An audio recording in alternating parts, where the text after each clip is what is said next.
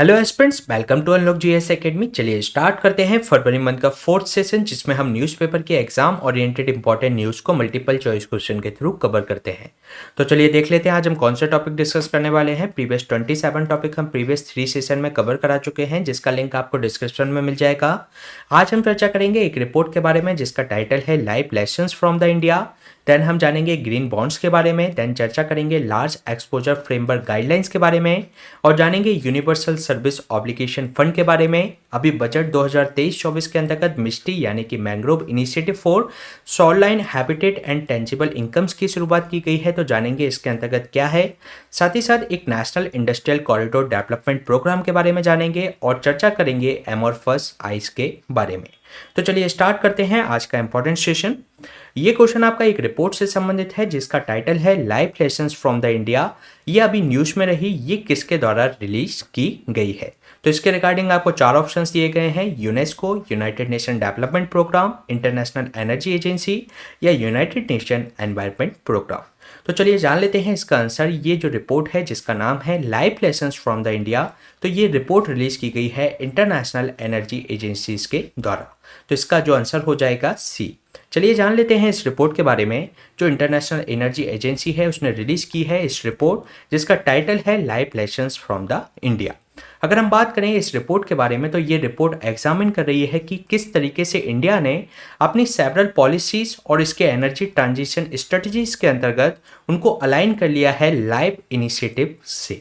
अगर हम बात करें इसके की हाइलाइट्स की इस रिपोर्ट की, तो जो एनुअल ग्लोबल जो CO2 इमिशंस है ये कम हो जाएगा 2 बिलियन टन तक 2030 तक, अगर हम अपना लेते हैं life style for the environment measures को।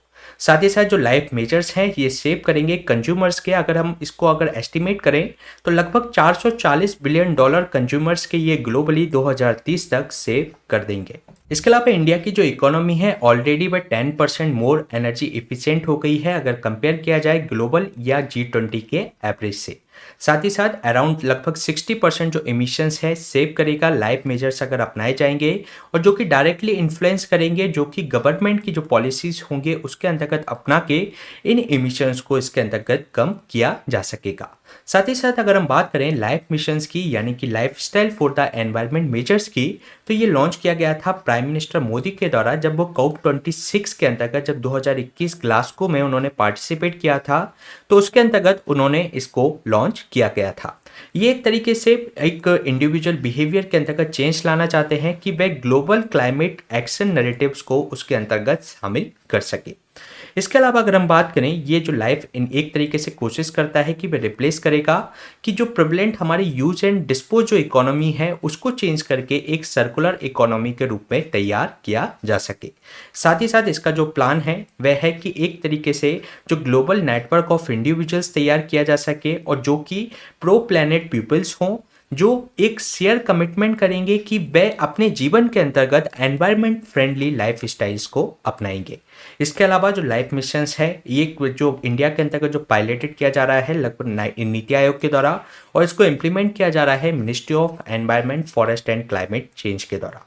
अगर हम इसके टेन्योर की बात करें, इसकी अवधि की बात करें, तो 2022 से 27 तक इसको रन किया जाएगा। इसके अलावा हम जान लेते हैं इंटरनेशनल एनर्जी एजेंसी के बारे में। इसको इस्टेब्लिश किया गया था 1974 में as per the framework of OECD के फ्रेमवर्क के अंतर्गत इसको इस्टेब्लिश किया गया था।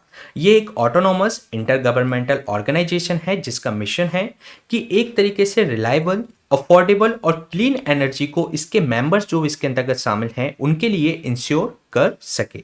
साथ ही साथ ये गाइड करती है 4 मेन एरियाज पर जिसका इसका फोकस होता है, जिसमें energy security, economic development and environmental awareness and engagement world wide को एक तरीके से 4 मेन फोकस एरिया इसके होते हैं। अगर हम इसके हेडक्वार्टर की बात करें तो इसका जो हेडक्वार्टर है आपके पेरिस फ्रांस के अंदर स्थित है।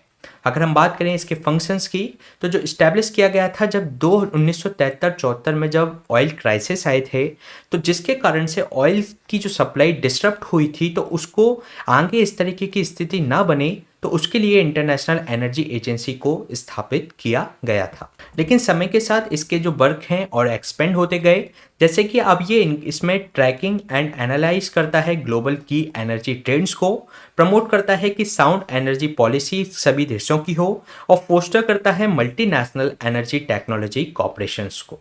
इसके अलावा अगर हम बात करें जो इस इंटरनेशनल एनर्जी एजेंसी के बारे में, तो इसमें अभी एट प्रेजेंट लगभग 30 मेंबर्स इसमें शामिल हैं। इसके अलावा ये लगभग 8 एसोसिएटेड कंट्रीज भी इसके अंतर्गत शामिल हैं। इसमें जो कैंडिडेट है उसको एक मेंबर कंट्री होना चाहिए ओईसीडी का, तभी वह आईईए का मेंबर बन सकता है। यानी कि सारे जो ओईसीडी मेंबर हैं वे आईईए के मेंबर नहीं हैं, लेकिन अगर कोई व्यक्ति आईईए का मेंबर बनना चाहता है तो उसको प्रायर रूप से ओईसीडी का मेंबर होना चाहिए। इसके अलावा इसमें कुछ और कंडीशंस दी गई हैं कि जो भी कंट्री इसका मेंबर बनना चाहती है उसके पास क्रूड ऑयल या जो प्रोडक्ट रिजर्व का लगभग 90 डेज का रिजर्व उसके पास होना चाहिए जो प्रीवियस ईयर के। और ये कैसे काउंट होगा, जो प्रीवियस ईयर का जो नेट इंपोर्ट है उसके क्रूड ऑयल का, तो उससे वह एक तरीके से 90 डेज का रिजर्व आगे के लिए वह बनाकर रखेगा, जिससे कि आगे कोई भी इस तरीके का डिस्ट्रप्शन आता है ऑयल सप्लाई के अंतर्गत तो जिससे वह इमीडिएट उसको एक्सेस कर सके। इसके अलावा इसमें जो प्रोग्राम है वह रिड्यूस करता है एक नेशनल ऑयल जो कंजप्शंस है उसमें कंट्री को वह अप टू 10% उसको कम करना होगा। इसके अलावा अपने लेजिस्लेशन है उस ऑर्गेनाइजेशन के अंतर्गत या जो उसमें जो कंट्री के अंतर्गत जो लेजिस्लेशन है उसको कोऑर्डिनेट करना होगा जो इमरजेंसी रिस्पॉन्स जो मेजर्स हैं उसके साथ में नेशनल बेसिस पे, और जो लेजिस्लेशन के अंतर्गत और इन जो मेजर्स हैं ऑयल कंपनीज के जो इससे संबंधित कंट्री के अंतर्गत हैं और इसके जुरिसडिक्शंस में जितनी भी ऑयल कंपनीज आती हैं उनको रिपोर्ट करना होगा। अगर वह रिक्वेस्ट करेगी इंटरनेशनल एनर्जी एजेंसी तो उससे संबंधित उनको उस पर रिपोर्ट करना होगा। इसके अलावा उस कंट्री को एक इंश्योर करना होता है कैपेबिलिटी और कॉन्ट्रीब्यूट कि वह आईए के जो कलेक्शन जो एक्शंस कलेक्टिव जो एक्शंस हैं उसके अंतर्गत पार्ट करेगी।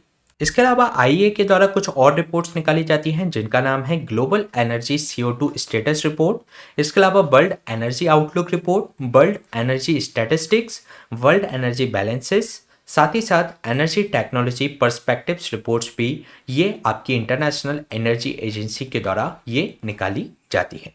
तो ये क्वेश्चन हमने डिस्कस किया आईए की एक रिपोर्ट से संबंधित। चलिए चलते हैं नेक्स्ट क्वेश्चन पे। नेक्स्ट क्वेश्चन आपका ग्रीन बॉन्ड से संबंधित है जिसके रिगार्डिंग आपको 3 स्टेटमेंट दिए गए हैं। फर्स्ट स्टेटमेंट में आपसे कहा गया है कि जो ब्लू बॉन्ड्स है कंप्राइज करता है इस तरीके का फंड जो कि रेज किया जाता है सस्टेनेबल वाटर मैनेजमेंट के लिए।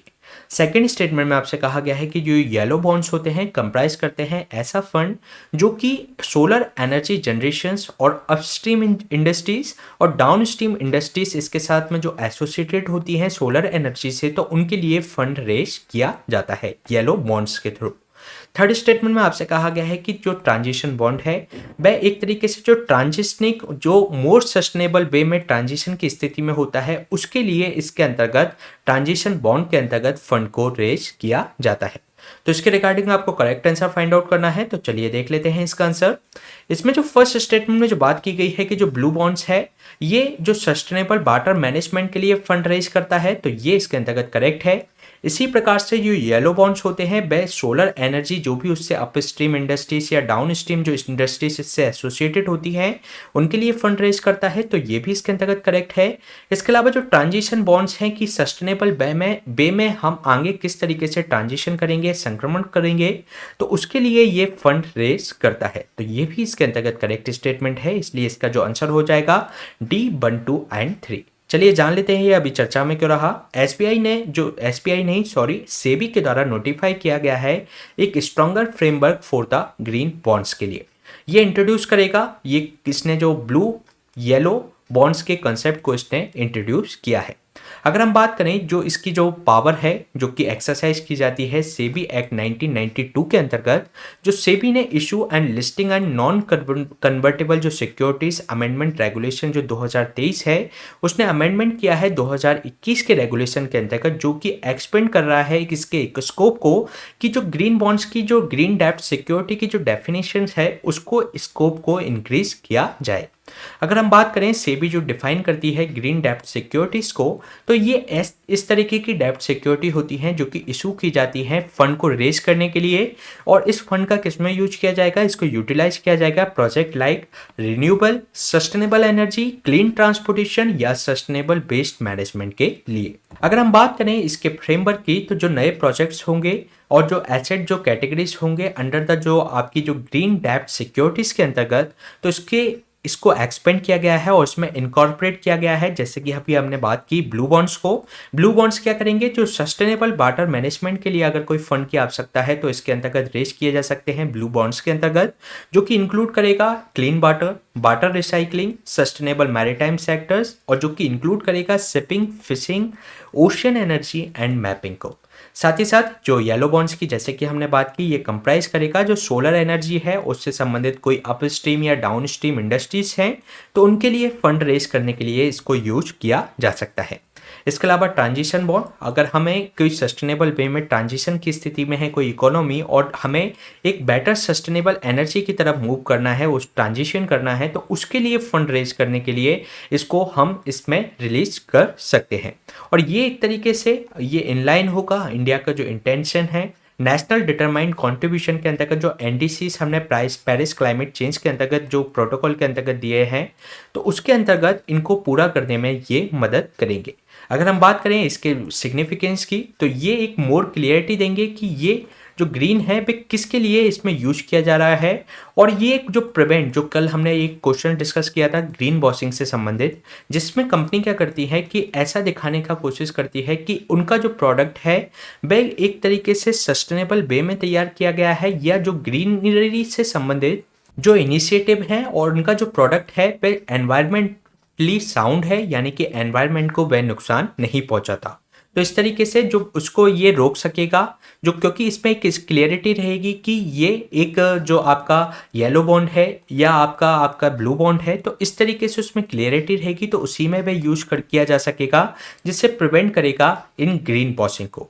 इसके अलावा ये हेल्प करेगा कि जो सस्टेनेबल फाइनेंस को इसके अंतर्गत अट्रैक्ट कर सके और अलाइन किया जा सकेगा इस फ्रेमवर्क को, जो जीडीएस की अगर जो हमने बात की थी, जो अपडेटेड ग्रीन बॉन्ड प्रिंसिपल्स हैं उसके साथ इसको अलाइन किया जा सकेगा। और इसको रिकॉग्नाइज किया गया है IOSCO के द्वारा। तो हम जान लेते हैं ये IOSCO क्या है। अगर हम बात करें IOSCO के बारे में, तो ये एक इंटरनेशनल बॉडी है जो कि एक वर्ल्ड की जो सिक्योरिटी जो रेगुलेटर्स हैं, जैसे कि हमारे यहाँ पे सिक्योरिटी रेगुलेटर्स कौन है, सेबी, तो इन सारे जो वर्ल्ड के इसी तरीके के जो सिक्योरिटी रेगुलेटर्स हैं उनको एक साथ में लाती है और उनको रिकॉग्नाइज करती है ग्लोबल स्टैंडर्ड सेटर्स के रूप में इन द सिक्योरिटी सेक्टर के अंतर्गत। अगर हम बात करें IOSCO की, तो ये डेवलप करती है और इम्प्लीमेंट करती है, प्रमोट करती है जो भी इंटरनेशनली रिकॉग्नाइज स्टैंडर्ड्स हैं सिक्योरिटी रेगुलेशंस के लिए।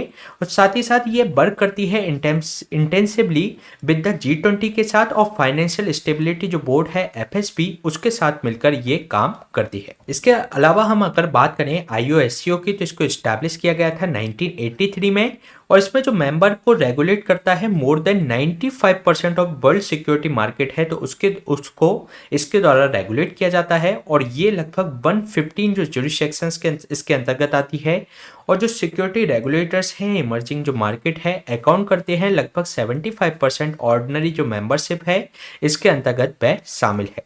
और हमारे भारत के अंतर्गत जो IOSCO का जो मेंबर है वह सेबी इसके अंतर्गत शामिल है। इसके अलावा जो गिफ्ट सिटी के अंतर्गत जो IFSC है, यानी कि जो इंटरनेशनल फाइनेंस जो सर्विस सेंटर है हमारे देश के अंतर्गत, तो वह भी इसके अंतर्गत मेंबर है। तो ये क्वेश्चन हमने डिस्कस किया है ग्रीन बॉन्ड से संबंधित। चलिए चलते हैं नेक्स्ट क्वेश्चन पे। नेक्स्ट क्वेश्चन है एक लार्ज एक्सपोजर फ्रेमवर्क गाइडलाइन से संबंधित, जिसके रिगार्डिंग आपको 3 स्टेटमेंट दिए गए हैं। फर्स्ट स्टेटमेंट में आपसे कहा गया है कि जो लार्ज एक्सपोजर फ्रेमवर्क है ये इस तरीके की गाइडलाइन है जिसका उद्देश्य है कि मॉनिटर कर सके और जो लॉसेस हैं उसको लिमिट कर सके बैंक के फॉर अगर कोई क्लाइंट और कॉरपोरेशन के साथ अगर वो एक तरीके से उन्हें वह लोन देते हैं, तो उस तरीके के उसमें दिशा निर्देश देता है और उनके लॉसेस को इसमें लिमिट करने का प्रयास करता है इस गाइडलाइन के द्वारा।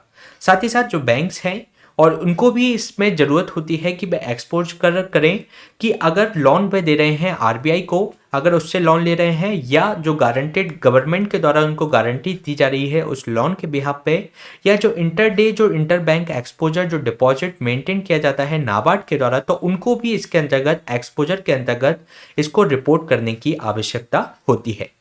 थर्ड स्टेटमेंट में आपसे कहा गया है कि ये बेस है जो आपका जो लार्ज एक्सपोजर जो फ्रेमवर्क है ये बेस्ड है 2014 के बेसल गाइडलाइंस के अंतर्गत। तो इसके रिगार्डिंग आपको करेक्ट आंसर फाइंड आउट करना है, तो चलिए देख लेते हैं इसका आंसर। जो आपका लार्ज एक्सपोजर जो फ्रेमवर्क गाइडलाइंस है ये एक तरीके से आपका जो कस्टमर है या कोई भी कॉर्पोरेट हो सकता है, उसमें बैंक का अगर उसने कोई लोन दे रखा है तो बैंक के नुकसान की निगरानी या उसको लिमिट करने का इस लार्ज एक्सपोजर फ्रेमवर्क के अंतर्गत ये प्रयास करता है। तो ये इसके अंतर्गत करेक्ट स्टेटमेंट है।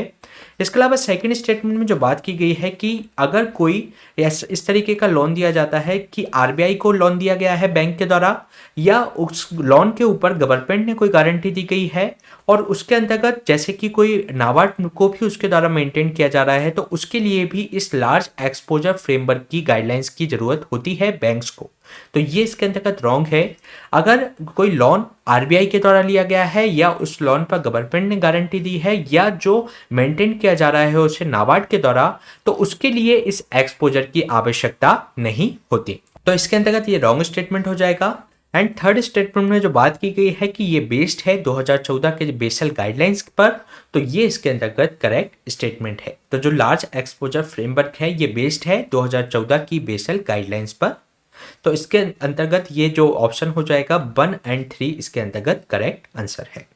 चलिए जान लेते हैं इसके बारे में। जो लार्ज एक्सपोजर फ्रेमवर्क जो गाइडलाइंस है आरबीआई की, ये आरबीआई के द्वारा ये गाइडलाइंस दी गई हैं और ये अभी चर्चा में इसलिए है क्योंकि जो एक तरीके से गौतम अडानी के जो शेयर लगातार गिरते जा रहे हैं और उस पर से जो पब्लिक सेक्टर बैंक है एसबीआई, उसका भी उसमें कई सारा इन्वेस्टमेंट हो रखा है उस कंपनी के अंतर्गत, तो उससे संबंध में ये एक्सपोजर इसमें लागू किया गया और जो रिजर्व बैंक ऑफ इंडिया ने ये इस तरीके के कंसर्न्स को डिसमिस कर दिया कि इस तरीके का उसमें कोई भी अभी बैंक के सामने कोई संकट नहीं है।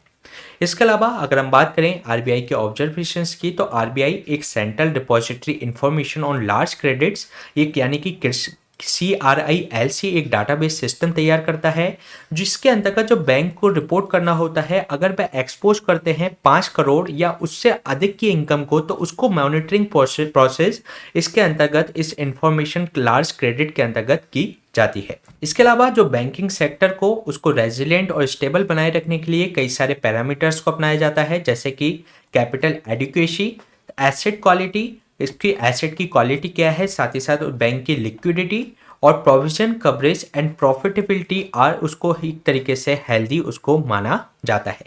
इसके अलावा जो बैंक्स हैं वह कंप्लायंस करते हैं लार्ज एक्सपोजर फ्रेमवर्क गाइडलाइंस के साथ जो कि इशू की गई हैं आरबीआई के द्वारा। अगर हम बात करें लार्ज एक्सपोजर फ्रेमवर्क गाइडलाइंस की, तो जो लार्ज एक्सपोजर जो फ्रेमवर्क गाइडलाइंस हैं इसका उद्देश्य है कि मॉनिटर कर सके और साथ ही साथ ये लॉसेस को लिमिट कर सके बैंक्स के अगर वह किसी क्लाइंट या कॉरपोरेशंस को लोन देते हैं तो। साथ ही साथ ये बेस्ड है 2014 की बेसल गाइडलाइंस पर और इसमें अगर जो कोई बैंक आरबीआई को लोन देता है या गवर्नमेंट की उस लोन के पीछे गारंटी है या नाबार्ड के द्वारा उसको एक तरीके से मैनेज किया जाता है, तो इसके अंतर्गत कोई भी इसमें आपको इस एक्सपोजर का जो गाइडलाइन है उनको फॉलो इसके अंतर्गत नहीं करना होता। साथ ही साथ अगर हम बात करें ये नॉर्म्स की, तो जो हमने ये बात की कि जो जो लार्ज एक्सपोजर फ्रेमवर्क जो गाइडलाइन है वह बेसल नॉर्म्स पर आधारित है। तो सबसे पहले हम जान लेते हैं ये बेसल नॉर्म्स क्या है। जो बेसल कमेटी है उसने इशू किया था एक 3 सेट ऑफ रेगुलेशंस है जिसको बेसल 1, बेसल 2 और बेसल 3 के नाम से जाना जाता है।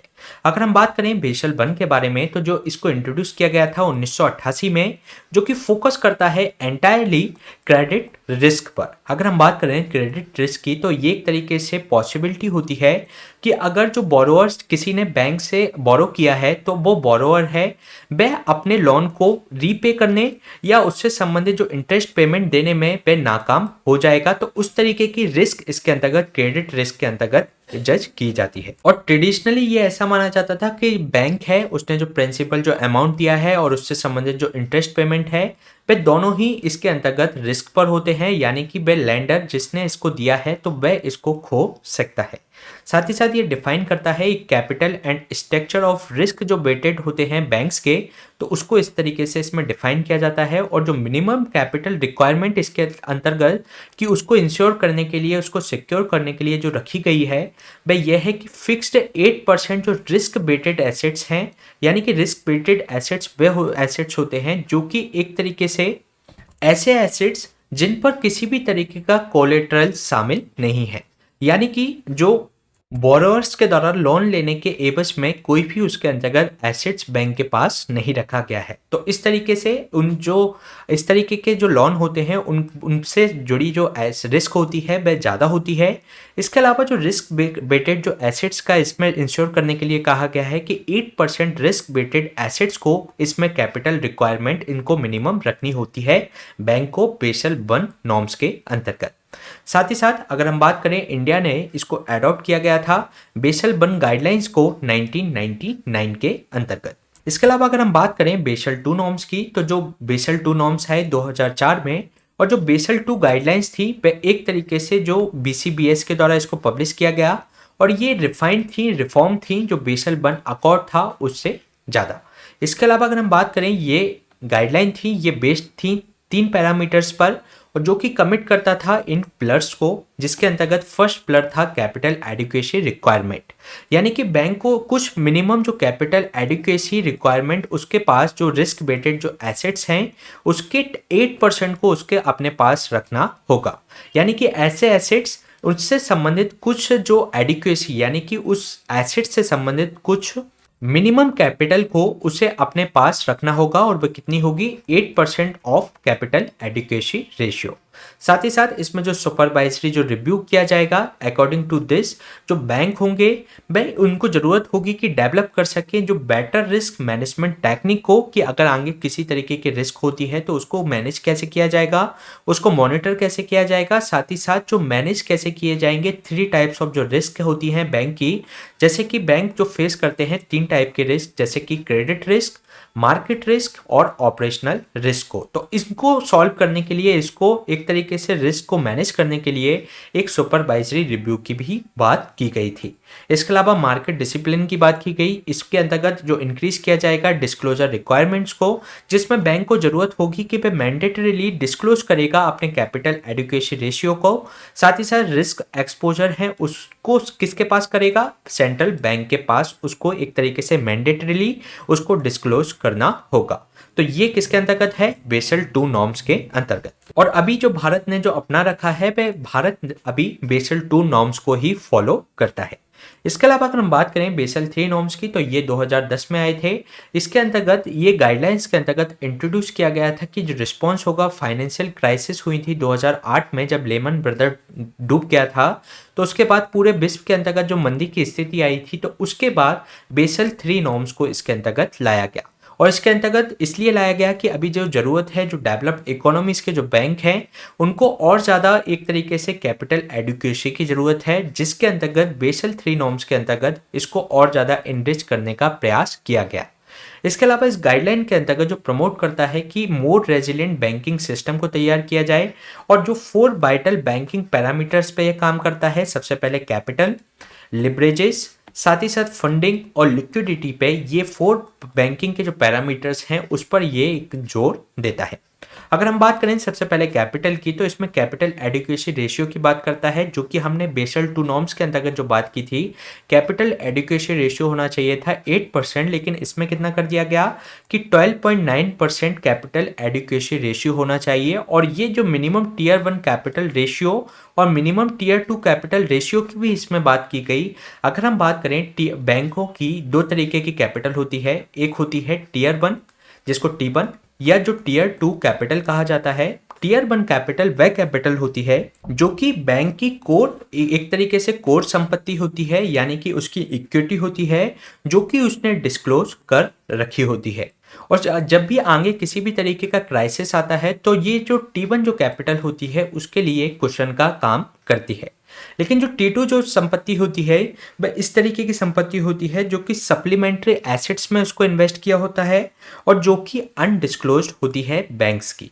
तो इसके अंतर्गत जो बेसल 3 नॉर्म्स के अंतर्गत जो टियर 1 कैपिटल रेशियो और जो मिनिमम जो टियर 2 कैपिटल रेशियो की भी बात की गई, जिसको मेंटेन करना होगा टियर 1 कैपिटल रेशियो को 10.5 तक, और जो और 2% जो टियर 2 कैपिटल रेशियो है उसको 2% रिस्क वेटेड एसेट्स का उनको एक तरीके से मेंटेन करना होगा। तो जो 12.9 होगा वो कैपिटल एडिक्वेसी रेशियो, साथ ही साथ 10.5 टियर 5 जो आपकी टियर 1 कैपिटल रेशियो और 2% आपकी टियर 2 कैपिटल रेशियो को उनको मेंटेन इसके अंतर्गत करना होगा इस कैपिटल पैरामीटर के अंतर्गत।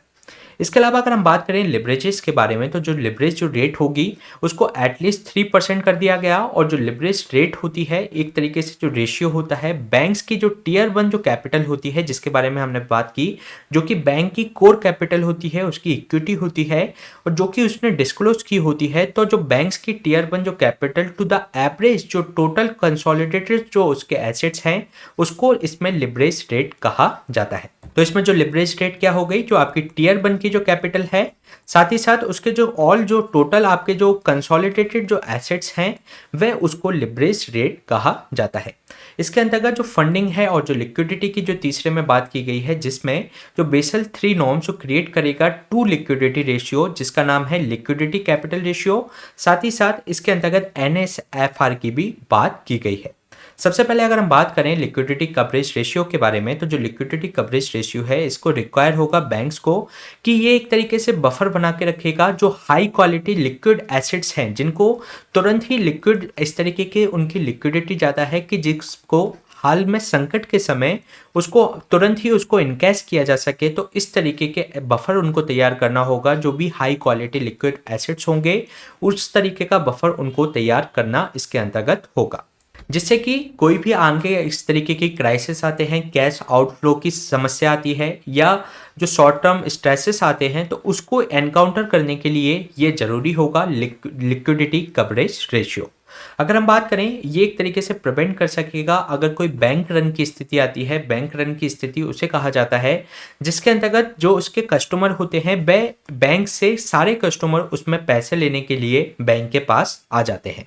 तो इस तरीके के जो शॉर्ट टर्म स्ट्रेसेस होंगे उनके लिए क्या मेंटेन करना होगा बैंक को, एक लिक्विडिटी कवरेज रेशियो को उसके अंतर्गत मेंटेन करना होगा। इसके अलावा एक नेट स्टेबल फंड रेट्स भी उसके अंतर्गत रिक्वायर होगी बैंक्स के लिए, जो कि मेंटेन करेगा एक स्टेबल फंडिंग प्रोफाइल को, जो कि उसकी एक जो ऑफ बैलेंस शीट्स जो एसेट्स हैं और जो उसकी एक्टिविटीज हैं तो उससे संबंधित जो प्रोफाइल है उसको स्टेबल रखना होगा। यानी कि इसको अगर अपनी एक्टिविटी और उसको जो अपने उसको किसी भी तरीके के फंड की आवश्यकता है तो उसको एक स्टेबल सोर्स ऑफ फाइनेंस से ही उसको प्राप्त करना चाहिए और वह सोर्स रिलायबल हो ओवर द 1 ईयर होराइजन पर। साथ ही साथ इसमें जो मिनिमम जो NSFR जो रिक्वायरमेंट रखी गई है 100% की रखी गई है। साथ ही साथ जो लिक्विडिटी जो कवरेज रेशियो है मेजर करेगा लगभग शॉर्ट टर्म लगभग 30 दिन की, जो हमने बात की कि इस तरीके की बैंक रन की स्थिति हो या शॉर्ट टर्म की स्थिति हो तो उस समय पे एक ये लिक्विडिटी कवरेज रेशियो काम में आएगा। साथ ही साथ जो NSFR है एक तरीके से मेजर करेगा मीडियम टर्म के लिए लगभग 1 ईयर का रेजिलियंस उसको प्राप्त कर पाएगा, क्योंकि इसमें एक तरीके से जो इसके स्टेबल सोर्सेस होंगे 1 साल तक के लिए तो ये इंश्योर रख सकेगा बैंक कि वह उसको किसी भी तरीके की अगर समस्या आती है मीडियम टर्म में तो उसको इसमें सॉल्व किया जा सकता है। साथ ही साथ ये इसको जो बेसल 3 नॉर्म्स थे उसको अपनाने की जो डेडलाइन थी वह इंडिया के लिए मार्च 2019 थी, जिसको और आगे अभी बढ़ा दिया गया है कोरोना पेंडेमिक के कारण, और भी इसको आगे अभी अपनाया नहीं गया है। अभी हम जो नॉर्म्स फॉलो करते हैं वे बेसल 2 नॉर्म्स ही हम फॉलो करते हैं। तो ये क्वेश्चन था लार्ज एक्सपोजर फ्रेमवर्क गाइडलाइन से संबंधित। चलिए चलते हैं नेक्स्ट क्वेश्चन पे। नेक्स्ट क्वेश्चन है आपका यूनिवर्सल सर्विस ऑब्लिगेशन फंड से संबंधित, जिसके रिगार्डिंग आपको 3 स्टेटमेंट दिए गए हैं। फर्स्ट स्टेटमेंट में आपसे कहा गया है कि जो यूनिवर्सल सर्विस ऑब्लिगेशन फंड है ये फॉर्म किया गया था एक्ट ऑफ पार्लियामेंट के द्वारा, जो कि स्टैब्लिश हुआ था अप्रैल 2002 में under the Indian telegraph amendment act 2003 के अंतर्गत। सेकेंड स्टेटमेंट में आपसे कहा गया है कि ये इसका जो अटैच्ड ऑफिस है डिपार्टमेंट ऑफ टेलीकॉम के साथ में है, जो कि हेड किया जाता है एक एडमिनिस्ट्रेटर के द्वारा, और ये जो एडमिनिस्ट्रेटर है अपॉइंट किया जाता है सेंट्रल गवर्नमेंट के द्वारा। थर्ड स्टेटमेंट में आपसे कहा गया है कि जो यूनिवर्सल सर्विस ऑब्लिगेशन फंड है एक लैप्सेबल फंड है। तो इसके रिगार्डिंग आपको करेक्ट आंसर फाइंड आउट करना है, तो चलिए देख लेते हैं इसका आंसर। इसमें जो फर्स्ट स्टेटमेंट में जो बात की गई है कि यूनिवर्सल सर्विस ऑब्लिगेशन फंड है, ये फॉर्म हुआ था एक्ट ऑफ द पार्लियामेंट से, जो कि स्टैब्लिश किया गया था 2002 के अंतर्गत under the Indian telegraph amendment act 2003 के अंतर्गत। तो ये इसके अंतर्गत करेक्ट स्टेटमेंट है। इसके अलावा सेकंड स्टेटमेंट में जो बात की गई है, इसका जो ऑफिस है अटैच्ड है डिपार्टमेंट ऑफ टेलीकॉम से, जो कि हेड किया जाता है एडमिनिस्ट्रेटर के द्वारा, और ये एडमिनिस्ट्रेटर अपॉइंट किया जाता है सेंट्रल गवर्नमेंट के द्वारा। तो ये इसके अंतर्गत करेक्ट स्टेटमेंट है। इसके अलावा जो यूनिवर्सल सर्विस ऑब्लिगेशन फंड है एक लैप्सेबल फंड है, तो ये लैप्सेबल नहीं बल्कि नॉन लैप्सेबल फंड है। तो ये इसके कारण ये स्टेटमेंट रॉन्ग हो जाएगा, इसलिए इसका जो आंसर होगा A1 and 2 ओनली। चलिए जान लेते हैं अभी चर्चा में क्यों रहा। जो फाइनेंशियल ईयर 23 के जो आंकड़े आए उसमें गवर्नमेंट ने रिवाइज कर दिया है इसके एक्सपेंडिचर को, जो कि एस्टिमेट इसका रखा गया है यूनिवर्सल सर्विस ऑब्लिगेशन फंड का कि 3010 करोड़ का इसमें एक्सपेंडिचर किया जाएगा, जो कि 200% कम है। जो इसका बजटरी जो एस्टिमेट किया गया था 9000 करोड़ का, तो उससे लगभग 200% इसको कम एस्टिमेट किया गया है। इसके बाद अगर हम बात करें यूनिवर्सल सर्विस ऑब्लिगेशन फंड की, तो ये फॉर्म किया गया था एक्ट ऑफ पार्लियामेंट से, जो कि स्टैब्लिश किया गया था 2002 में under the Indian telegraph amendment act 2003 के माध्यम से। इसका उद्देश्य है कि ये प्रोवाइड कराएगा फाइनेंशियल सपोर्ट, जो भी प्रोविजंस हैं टेलीकॉम सर्विस से संबंधित उसको किस तरीके से कॉमर्शियल रूप से अनवाइवेबल, अगर रूरल और रिमोट एरियाज में जो उनके लिए अनवाइवेबल माने जाते हैं टेलीकॉम सर्विस कंपनी के लिए, तो उनको किस तरीके से वाइवेबल उनको बनाया जा सके। साथ ही साथ ये अटैच इसका जो ऑफिस है वह डिपार्टमेंट ऑफ टेलीकॉम के साथ में है, और इसको हेड किया जाता है एक एडमिनिस्ट्रेटर के द्वारा, जिसको अपॉइंट किया जाता है सेंट्रल गवर्नमेंट के द्वारा। अगर हम इसके स्कोप की बात करें यूनिवर्सल सर्विस ऑब्लिगेशन फंड के बारे में, तो इनिशियली जो यूनिवर्सल सर्विस ऑब्लिगेशन फंड था इसको एस्टैब्लिश किया गया था। इसके जो फंडामेंटल ऑब्जेक्टिव थे कि ये प्रोवाइड कराएगा एक्सेस बेसिक जो टेलीकॉम सर्विसेज हैं, जो कि पीपल हैं रूरल एरिया के या रिमोट एरिया में जहां पर ये सर्विस अवेलेबल नहीं है, तो उनको अफोर्डेबल एवं रीजनेबल प्राइस में उनको इसके अंतर्गत प्रोवाइड कराई जाएगी। सब्सिक्वेंटली इसका स्कोप और ज़्यादा वाइड कर दिया गया। इसका आज की अगर हम बात करें तो इसका जो उद्देश्य है वह प्रोवाइड कराएगा सब्सिडी सपोर्ट और इनेबल करता है access to the all type of जो टेलीकॉम सर्विसेज हैं उनको।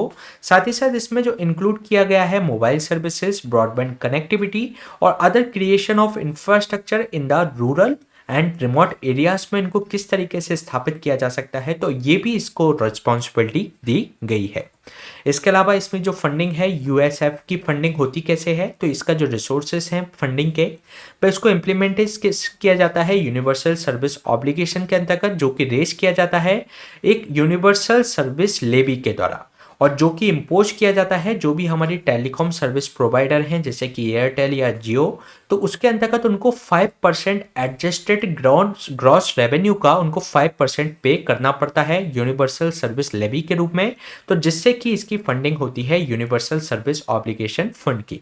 अगर हम बात करें इस फंड के नेचर की, तो ये जो फंड है नॉन लैप्सेबल फंड है, और इसके अंतर्गत जो लेवी अमाउंट है क्रेडिट होता है कंसोलिडेटेड फंड ऑफ इंडिया के अंतर्गत, और जो फंड है ये अवेलेबल होता है यूएसएफ के अंतर्गत आफ्टर द जो एप्रोप्रिएशन बिल होता है आर्टिकल 114 के अंतर्गत, तो उसके लिए इसमें एप्रोप्रिएशन बिल, क्योंकि कंसोलिडेटेड फंड ऑफ इंडिया से कोई भी पैसा निकाला जाता है तो इस एप्रोप्रिएशन बिल के माध्यम से ही निकाला जाता है। तो इसके अंतर्गत जो फंड जमा हो जाता है कंसोलिडेटेड फंड ऑफ इंडिया में, और फिर इसको निकाला जाता है एप्रोप्रिएशन बिल के माध्यम से। तो ये क्वेश्चन हमने डिस्कस किया यूनिवर्सल सर्विस ऑब्लिगेशन फंड के बारे में। चलिए चलते हैं नेक्स्ट क्वेश्चन पे।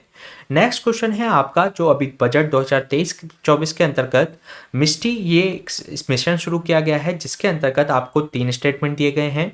फर्स्ट स्टेटमेंट में आपसे कहा गया है कि जो मिस्टी है ये स्कीम है जिसका उद्देश्य है कि मैंग्रोव का प्लांटेशन किया जाएगा अलोंग द जो हमारी कोस्ट लाइन है, यानी कि जो हमारे तटीय क्षेत्र हैं वहाँ, और साथ ही साथ जो साल्ट पेन जो लैंड्स हैं वहाँ पर इनको स्थापित किया जाएगा। सेकेंड स्टेटमेंट में आपसे कहा गया है कि ये ऑपरेट किया जाएगा और इसमें कन्वर्ट किया जाएगा अनदर स्कीम जैसे कि मनरेगा और जो कैंपा है यानी कि कंपेंसेटरी जो afforestation management and planning authority है उसके फंड को, और अदर सोर्सेस को भी इसमें कंप्लाइज किया जाएगा। साथ ही साथ ये हेल्प करेगा जो अचीव इंडिया का जो नेशनल डिटरमाइंड कंट्रीब्यूशन है, जो कि क्रिएट कर सकेगा एडिशनल कार्बन सिंक को 2.5 से 3 बिलियन टन तक कार्बन डाइऑक्साइड को, जो कि एक तरीके से उसको कम कर सकेगा 2030 तक। तो इसके रिगार्डिंग आपको करेक्ट आंसर फाइंड आउट करना है। तो चलिए देख लेते हैं इसका आंसर। ये जो आपका मिस्टी है यानी कि mangrove for initiative for shoreline habitat tangible incomes, तो ये इसको एक तरीके से जो स्कीम है इसका उद्देश्य है कि मैंग्रोव प्लांटेशन किया जाएगा हमारी कोस्ट लाइन पर, साथ ही साथ साल्ट पैन जो लैंड्स है उसके अंतर्गत। तो ये इसके अंतर्गत करेक्ट स्टेटमेंट है। इसके अलावा इसको ऑपरेट किया जाएगा through the convergence between the जो मनरेगा स्कीम चल रही है या जो कैंपा के अंतर्गत जो अथॉरिटी है compensatory afforestation management and planning authority और अदर रिसोर्सेज से इसको कंप्लायंस किया जाएगा। तो ये भी इसके अंतर्गत करेक्ट है। इसके अलावा ये जो हेल्प करेगा हमारे जो नेशनल डिटरमाइंड कॉन्ट्रीब्यूशंस हैं, जिसको हमने पेरिस जो प्रोटोकॉल है उसके अंतर्गत जो हमने एक तरीके से नेशनली रूप से डिटरमाइन किए हैं जो हमारे गोल्स, तो उसको जो अचीव करना है हमें कार्बन सिंक को 2.5 से 3 बिलियन टन तक, जो कि 2030 तक हमें अचीव करना है, तो वह उसको अचीव करने में ये सहायता करेगा। तो इसके रिगार्डिंग ये सारे ऑप्शंस इसमें करेक्ट हैं, इसलिए इसका जो आंसर हो जाएगा डी 1, 2 एंड 3।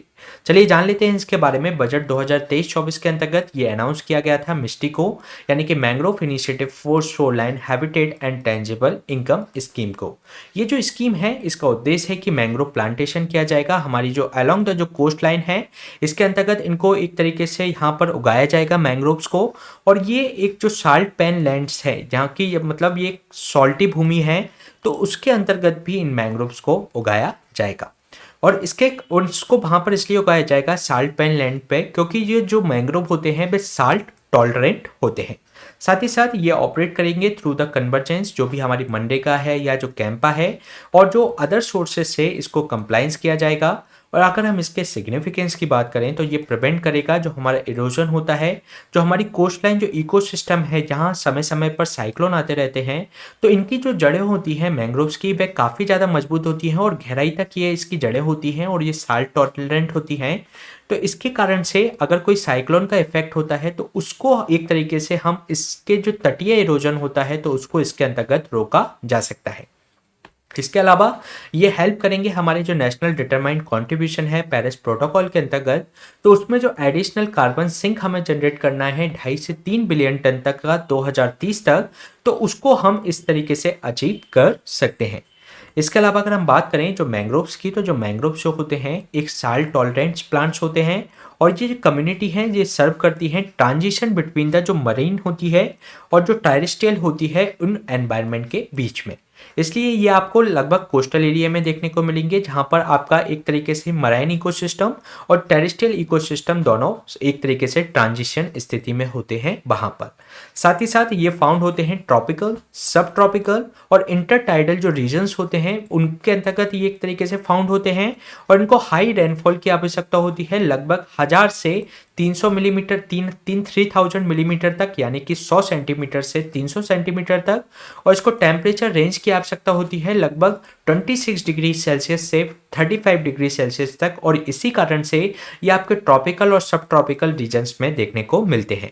साथ ही साथ इनके लिए रिक्वायर होता है काम वाटर और सफिशिएंट सेडिमेंट्स भी इसके लिए ज़रूरत होते हैं, क्योंकि इसकी जो जड़ें होती हैं काफ़ी ज़्यादा डाउन रूटेड होती हैं। साथ ही साथ अगर हम बात करें पूरे इंडिया के अंतर्गत, तो वेस्ट बंगाल में हाईएस्ट मैंग्रोव कवर है और जो ट्री स्पीसीज हैं ये मैंग्रोव, ये फॉरेस्ट, ये लगभग दो टाइप में इसको माना जाता है, एक ट्रू मैंग्रोव्स के रूप में और एक मैंग्रोव्स एसोसिएट्स के रूप में। अगर हम बात करें ट्रू मैंग्रोव्स, तो जो स्पीसीज होती हैं स्पेसिफिकली ये ग्रो होती है इंटरटाइडल जो जोन्स होते हैं उसके अंतर्गत ये जनरेट होती हैं।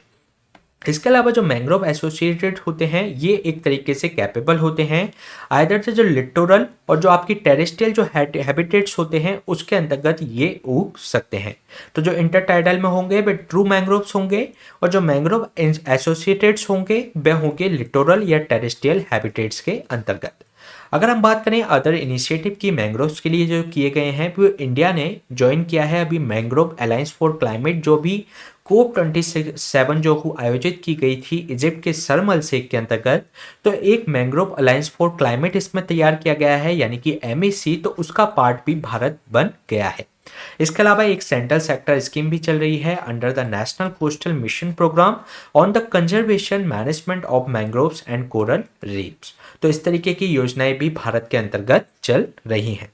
अगर हम बात करें ये मैंग्रोव अलायंस क्लाइमेट की, जो कि आपका ये सरमल से COP27 के अंतर्गत आया, तो ये जो मैंग्रोव अलायंस क्लाइमेट है लॉन्च किया गया था COP27 समिट के अंतर्गत इजिप्ट में, जो कि स्केल अप करेगा कि ये जो मैंग्रोव फॉरेस्ट है उसको रिस्टोर किया जाए, उसको एक्सलेट किया जाए, साथ ही साथ उसका कंजर्वेशन किया जा सके। इसके अलावा जो MAC है, ये जो अलायंस है एम्पलीफाई करेगा जो G20 समिट है, जो कि हेल्ड होनी है 15 नवंबर से 16 जो बाली के अंतर्गत जो इंडोनेशिया में आयोजित की गई थी, तो उसके अंतर्गत भी इसने कई सारे इनिशिएटिव को आगे बढ़ाया। अगर हम बात करें इनके पार्टिसिपेशन की, तो इसको जो लॉन्च किया गया था वह स्प्रेड किया गया था यूनाइटेड अरब एमिरेट्स, और पार्टनरशिप किसके साथ थी उसकी, इंडोनेशिया के साथ में। और इसमें जो मेंबर इसमें शामिल हुए India, Australia, Japan, Spain, Sri Lanka and other जो MAC सपोर्टर्स इसके अंतर्गत शामिल रहे। तो इसके अंतर्गत वही एक तरीके से उद्देश्य रखा गया है कि ये जो स्केल अप करेंगे इनके कंजर्वेशन को, इससे संबंधित मैंग्रोव को रिस्टोर करने का इसके अंतर्गत प्रयास किया जाएगा। साथ ही साथ इसका उद्देश्य ये है कि रिकॉग्नाइज करेंगे इसकी इंपॉर्टेंस की मैंग्रोव का जो इकोसिस्टम है वे किस तरीके से हमारे क्लाइमेट चेंज के मिटिगेशन और एडेप्टेशन में किस तरीके से सहायक हो सकता है। इस तरीके की अवेयरनेस भी इसके अंतर्गत बढ़ाने का प्रयास किया जाएगा। इसके अलावा अगर हम बात करें इन मैंग्रोव्स के इंपॉर्टेंस के बारे में, तो इसके जो बेनिफिट्स होते हैं, जो मैंग्रोव्स होते हैं एक मोस्ट प्रोडक्टिव इकोसिस्टम होते हैं वर्ल्ड के। इसके अलावा जो मैंग्रोव्स होते हैं टाइडल फॉरेस्ट होते हैं, जो कि एक तरीके से सर्व करते हैं नर्सरी ग्राउंड के रूप में फॉर सेवरल ऑर्गेनिज्म के लिए, और प्रोटेक्ट करते हैं जो कोस्टल इरोजन्स होता है कई जो टाइड्स के द्वारा या कई साइक्लोन्स के द्वारा, तो इसके अंतर्गत उसको एक संरक्षण देते हैं, और ये सिक्वेस्ट्रेशन ऑफ कार्बन में भी काफ़ी सहायक होते हैं, और वहाँ के लोगों को लाइवलीहुड प्रोवाइड कराते हैं मिलियंस ऑफ पीपल्स को, और जो कि एक हार्बर करते हैं फॉनल जो एलिमेंट्स हैं इसके हैबिटेट से संबंधित, तो उसको भी एक तरीके से ये संरक्षण करता है। इसके अलावा जो मैंग्रोव्स हैं ये डिस्ट्रीब्यूटेड हैं इन द ट्रॉपिकल एंड सब ट्रॉपिकल रीजन्स के अंतर्गत, जो कि लगभग 123 कंट्रीज के अंतर्गत ये फाउंड होते हैं। जो मैंग्रोव्स हैं जो मोस्ट कार्बन रिच फॉरेस्ट होते हैं ट्रॉपिक्स के अंतर्गत, तो वह उसमें से एक माने जाते हैं, और ये अकाउंट करते हैं लगभग 3% ऑफ कार्बन सिक्वेस्ट्रेटेड, जो भी वर्ल्ड ट्रॉपिकल फॉरेस्ट के अंतर्गत लगभग 3% कार्बन को ये सिक्वेस्ट्रेटेड करते हैं। इसके अलावा जो मैंग्रोव्स है एक इसकी जो इकोनॉमिक फाउंडेशन है काफ़ी ट्रॉपिकल कोस्टल रीजन्स में हमें देखने को मिलती है, क्योंकि ये जो सस्टेनेबल जो ब्लू इकोनॉमी है और जो इम्पेरेटिव है इंश्योर करता है कोस्टल हैबिटेट्स को, पर्टिकुलरली जो मैंग्रोव्स हैं ट्रॉपिकल नेशंस के उनको ये आगे बढ़ाने का काम करता है। इसके अलावा ये जो एक बेस्ट ऑप्शन है कि ये फाइट कर सकेगा जो क्लाइमेट चेंज है, क्योंकि इसका जो कार्बन सिक्वेस्ट्रेशन है वह भी ज़्यादा होता है। इसके अलावा साइक्लोन आदि से भी ये तटों का संरक्षण करता है, और इस तरीके की कैलेमिटीज अगर आती हैं साइक्लोन या स्टॉर्म सर्जेस, तो उससे भी ये उस कंट्री को सेव करता है। तो इसलिए एक बेस्ट ऑप्शन हो सकता है कि मैंग्रोव के माध्यम से उस कंट्री के अंतर्गत इसको बढ़ाया जा सके।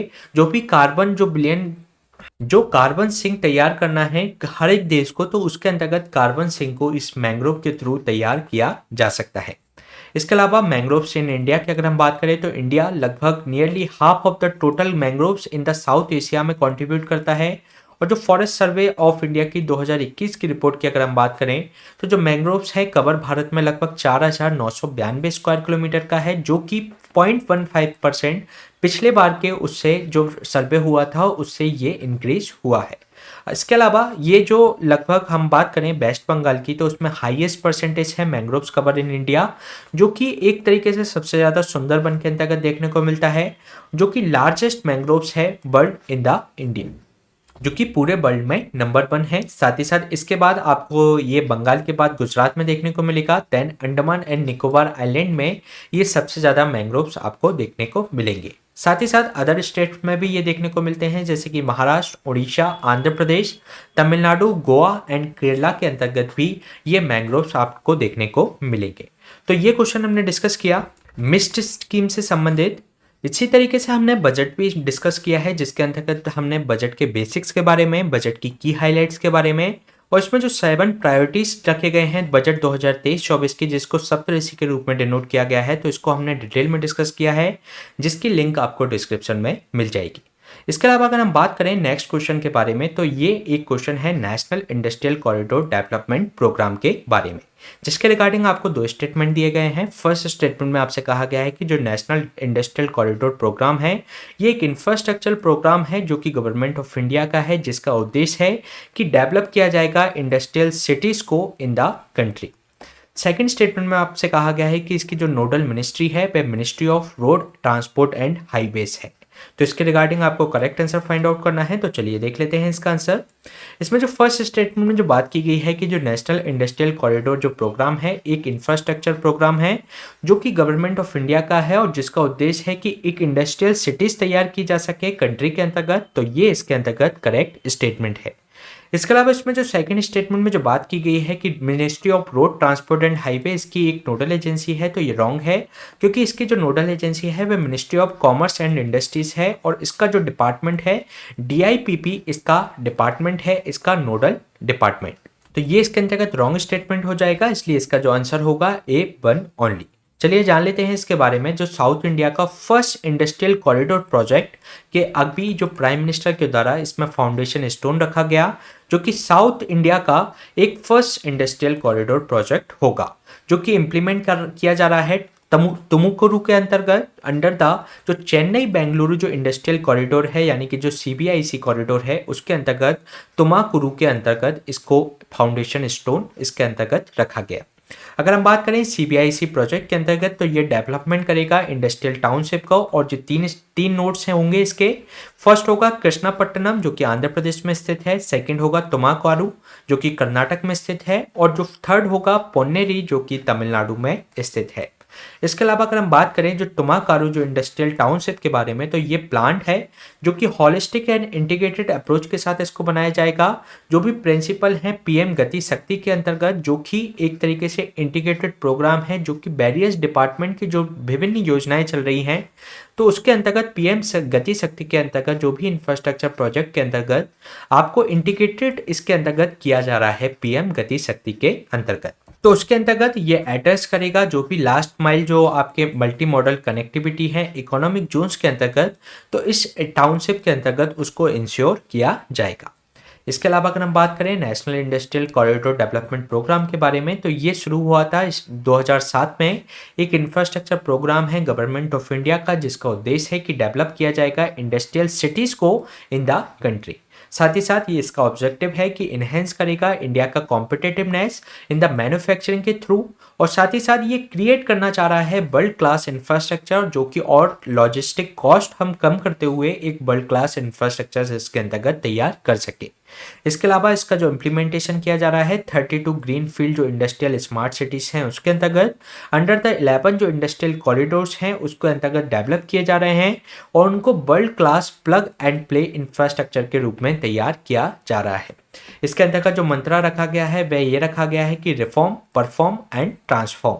साथ ही साथ इसकी जो प्रोग्रेस है 4 सच जो स्मार्ट सिटीज़ हैं, इंडस्ट्रियल जो सिटीज़ हैं, उनको इसके अंतर्गत कंप्लीट कर लिया गया है, जैसे कि धोलेरा के अंतर्गत जिसको कंप्लीट किया गया है गुजरात में।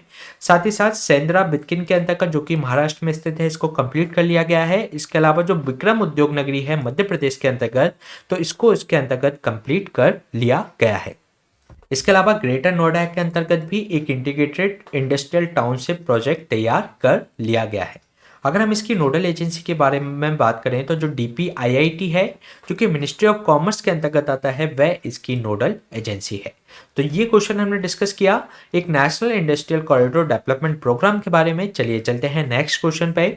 नेक्स्ट क्वेश्चन है आपका एमोर्फस आइस से संबंधित, यानी कि जो अनाकार बर्फ है उससे संबंधित, जिसके रिगार्डिंग आपको 2 स्टेटमेंट दिए गए हैं। फर्स्ट स्टेटमेंट में आपसे कहा गया है कि जो एमोर्फस आइस है ये कंसिस्ट करती है वाटर मॉलिक्यूल्स को जो कि अरेंज किए गए हैं इन अ डिसऑर्डर स्टेट में, और इसमें कोई लार्ज स्केल पर रेगुलेटरी नहीं है, और जो कि ओरिएंटेशन इसके जो पोजीशंस है वह उसमें कोई भी आपको लार्ज स्केल पर रेगुलेटरी दिखाई नहीं देगी। सेकेंड स्टेटमेंट में आपसे कहा गया है कि ये मैचेस करेगा जो density of structure of water है, तो उससे ये मिलता जुलता है। तो इसके रिगार्डिंग आपको करेक्ट स्टेटमेंट फाइंड आउट करना है। तो चलिए देख लेते हैं इसका आंसर। इसमें जो फर्स्ट स्टेटमेंट में जो बात की गई है कि जो एमॉर्फस आइस है ये कंसिस्ट करती है वाटर मॉलिक्यूल्स को, जो कि इसको जो वाटर मॉलिक्यूल्स इसके अंतर्गत हैं वे अरेंज किए गए हैं इन अ डिसऑर्डर स्टेट में, और इसके अंतर्गत लार्ज स्केल पर आपको कोई भी इसके अंतर्गत ओरिएंटेशन या पोजीशंस के अंतर्गत आपको रेगुलरिटी दिखाई नहीं देगी।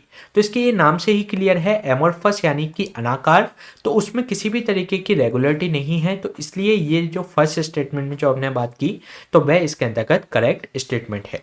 इसके अलावा सेकंड स्टेटमेंट में जो बात की गई है इसमें ऐसा देखा गया है कि जो हमारी जो वाटर होती है तो उससे जो एमॉर्फस आइस बनाई गई है इसकी जो डेंसिटी है सेम है इस वाटर की डेंसिटी से। तो इसके अंतर्गत ये करेक्ट स्टेटमेंट है, इसलिए इसका जो आंसर हो जाएगा सी बोथ 1 एंड 2। चलिए जान लेते हैं इसके बारे में। जो एमॉर्फस आइस जो साइंटिस्ट ने क्रिएट की गई है एक नई टाइप ऑफ आइस को, जिसको एक तरीके से कहा जा रहा है मीडियम डेंसिटी एमॉर्फस आइस के रूप में, जो कि मैच करती है डेंसिटी ऑफ स्ट्रक्चर ऑफ जो वाटर होता है उसकी डेंसिटी से ये मैच करती है। अगर हम बात करें इसके सिग्निफिकेंस की तो ये हेल्प करेगा कि जो वाटर की जो मिस्टीरियस प्रॉपर्टी है जैसे कि देखने को मिलती है कि ये जो आइस है वह लेस डेंस होती है, जबकि लिक्विड फॉर्म में जो वाटर होता है वह हाईली डेंस होता है in comparison to the ice. तो जबकि होना क्या चाहिए था कि आइस ज़्यादा डेंस होनी चाहिए थी क्योंकि वह आपकी सॉलिड फॉर्म में है, और जो लिक्विड वाटर है वह कम डेंस होना चाहिए था, लेकिन इससे उल्टा इसके अंतर्गत मिस्टीरियस प्रॉपर्टी दर्शाता है जो कि एक अनयूजुअल प्रॉपर्टी है किसी भी क्रिस्टल की। अगर हम बात करें एमॉर्फस आइस जो कि एक साइंटिस्ट के द्वारा जनरेट की गई है तो ये कंसिस्ट करता है वाटर मॉलिक्यूल जो कि अरेंज किए गए हैं डिसऑर्डर स्टेट में, और इसमें कोई भी आपको ओरिएंटेशन के अंतर्गत या उसकी पोजीशंस के अंतर्गत कोई भी आपको कोई लार्ज स्केल रेगुलरिटी दिखाई नहीं देगी। इसके अलावा ये काइंड ऑफ आइस है जो कि अक्सर आपको फाउंड होती है स्पेस, कॉमेट्स और जो आपके इंटरस्टेलर जो क्लाउड्स होते हैं उसके अंतर्गत ये देखने को मिलती है। एक ये क्रिस्टलाइन जो आइस है कंसिस्ट करती है वाटर मॉलिक्यूल्स को जो कि अरेंज्ड होते हैं ना जियोमेट्रिकल रिपीटिंग पैटर्न्स के अंतर्गत, ये आइदर क्यूबिक फॉर्म में हो सकते हैं या हेक्सागोनल फॉर्म के अंतर्गत ये हो सकते हैं। ऑलमोस्ट ऑल द जो आइस होती है पे नेचुरल एनवायरनमेंट के अंतर्गत, जैसे कि एग्जांपल अगर हम बात करें स्नो या पोलर कैप्स के अंतर्गत, ये आपको क्रिस्टलिन आइस के रूप में देखने को मिलती है। तो ये क्वेश्चन हमने डिस्कस किया एमॉर्फस आइस से संबंधित। इसी तरीके के सेशन हम आपके बीच में लाते रहेंगे। आप हमसे इस टेलीग्राम चैनल से भी जुड़ सकते हैं। Please stay tuned, subscribe the unlock GS academy. Thank you.